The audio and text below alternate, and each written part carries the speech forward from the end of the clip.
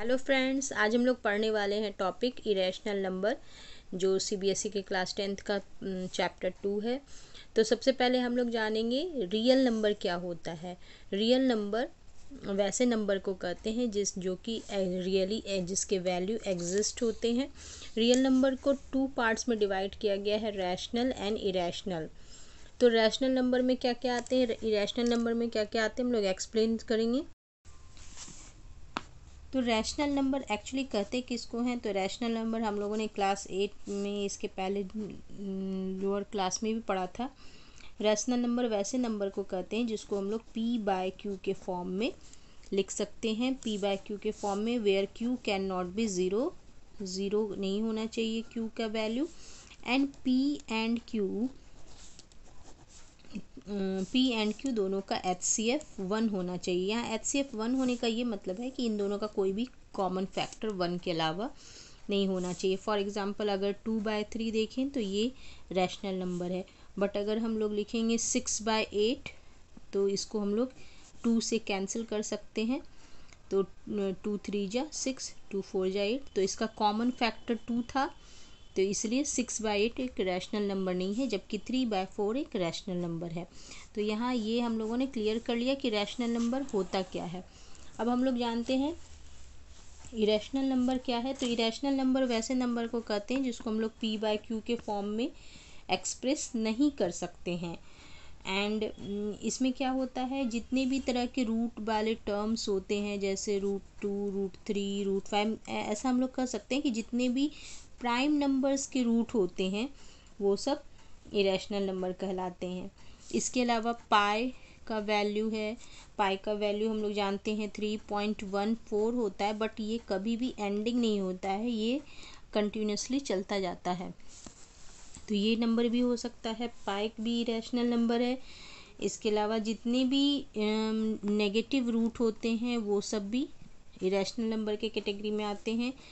And non terminating non recurring number, for example ये देखिए, non recurring number मतलब ये होता है जो, जैसे कि ये 10 है, फिर 100 है, फिर 1000 है, तो ये नंबर कभी स्टॉप नहीं हो रहे हैं, दैट मीन्स नॉन टर्मिनेटिंग है। एंड ये कभी भी रिपीटिंग नहीं होते हैं, मतलब सेम नंबर नहीं है, 10 है, 100 है, 1000 है, ये अदर नंबर्स इसी तरह आते रहेंगे।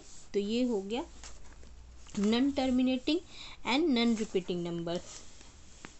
तो इस तरह के नंबर्स इरेशनल नंबर के कैटेगरी में आते हैं। तो हम लोगों ने रैशनल इरेशनल नंबर ये समझ लिया।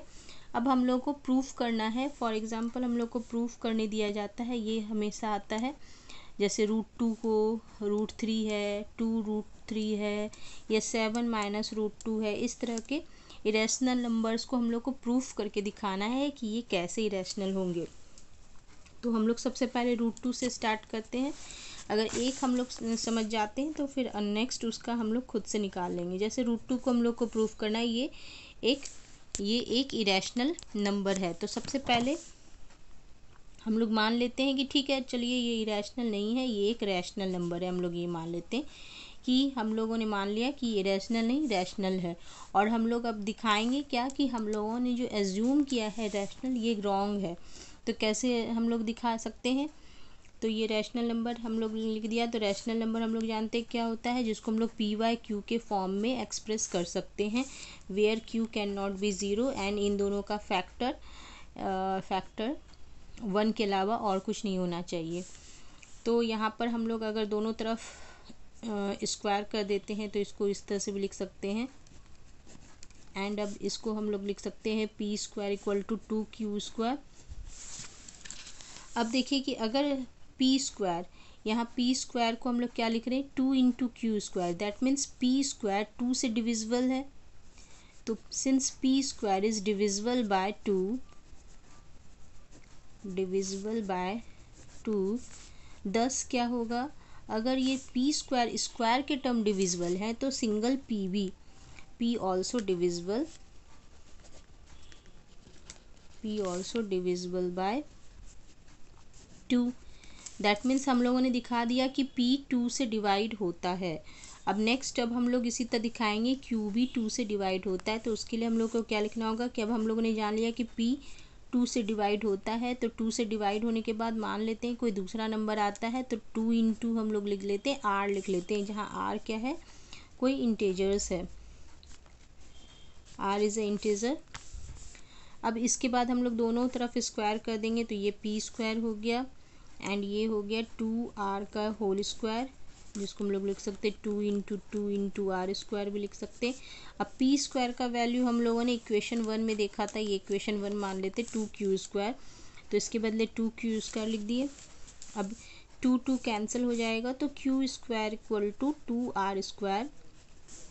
तो इससे फिर हम लोग इसी तरह दिखाएंगे कि q स्क्वायर 2 से डिविजिबल है, दैट मीन्स q भी 2 से डिविजिबल होगा, सो q also divisible by 2।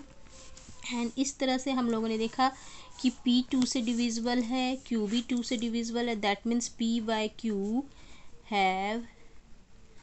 Has HCF other than 1।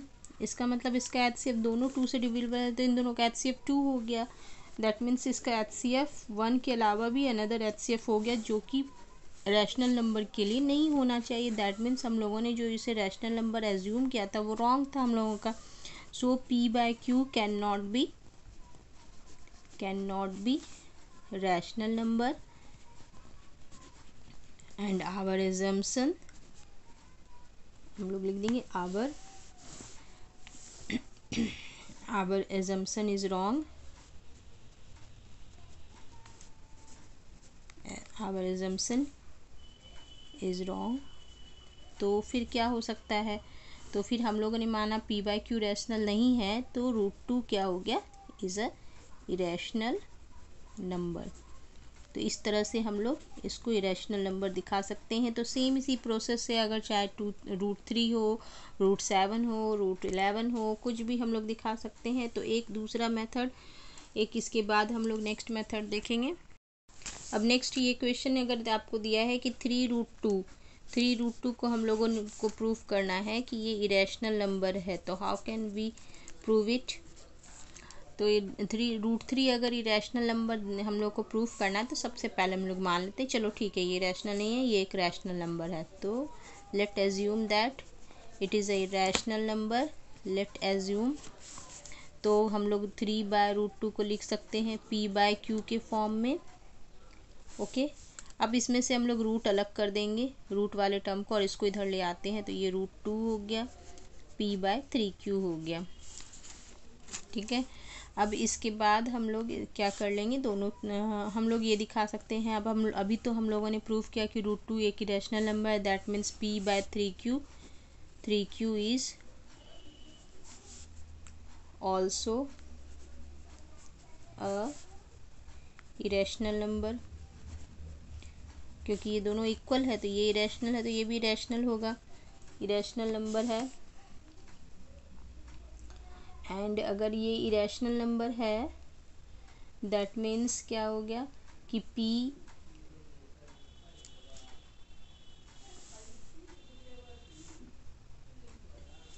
तो ये इरेशनल नंबर है, इसका मतलब कि 3 तो हम लोग जान रहे एक रैशनल नंबर है, 3 rational number, that means p by q is also irrational number and our assumption are wrong, our assumption is wrong। अब इसके बाद नेक्स्ट हम लोग प्रूफ करेंगे, इसके बाद हम लोग जैसे हम लोग को प्रूफ करना है 5 माइनस √3 इज़ इरेशनल नंबर, इसको हम लोग को इरेशनल प्रूफ करना है, तो हम लोग इसको अब मान लेते हैं कि ये एक रैशनल नंबर है। उसी तरह p बाय क्यू ये एक रैशनल नंबर है, और हम लोग को लेट लिख देते हैं, लेट ये एक रैशनल नंबर है। तो फिर हम लोग क्या कर सकते हैं, p minus √3 equal to p by q लिखेंगे, और इसको इधर ले आते हैं, p plus q equal to √3, इसके बाद ये √3 है। एंड अब हम लोग क्या कर सकते हैं कि ये पूरा, तो ये √3 इरेशनल नंबर है, इसलिए ये भी पूरा इरेशनल नंबर होगा, तो 5 प्लस ये एक irrational number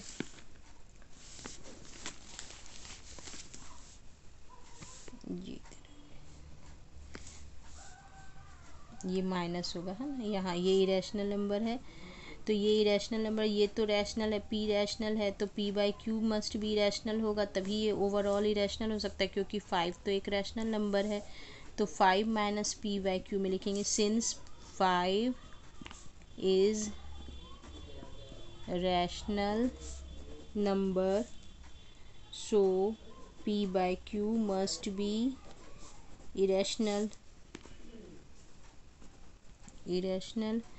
Thus our consumption, thus our assumption is wrong. Our assumption is wrong, and so 5 minus 3 is rational. तो इस तरह से हम लोग इरेशनल नंबर, इस तरह से हम लोग किसी भी इरेशनल नंबर को प्रूफ कर सकते हैं कि वो इरेशनल नंबर है।